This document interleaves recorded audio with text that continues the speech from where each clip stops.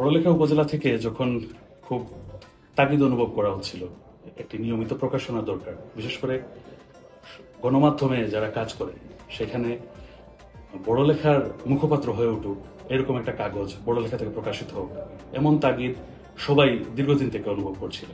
সেখানে আমাদের কয়েকজন গণমাধ্যম কর্মী ভাই একটি সাহসী সিদ্ধান্ত নিয়ে ষাটমা কণ্ঠ প্রকাশনা শুরু করেছেন।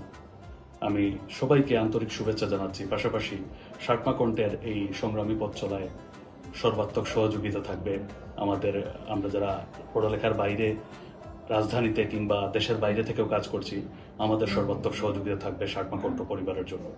আর ষাটমা কণ্ঠ হয়ে উঠুক পড়ালেখার প্রতিটি মানুষের কণ্ঠস্বর। আবারও অনেক অনেক শুভেচ্ছা এবং অভিনন্দন। ধন্যবাদ।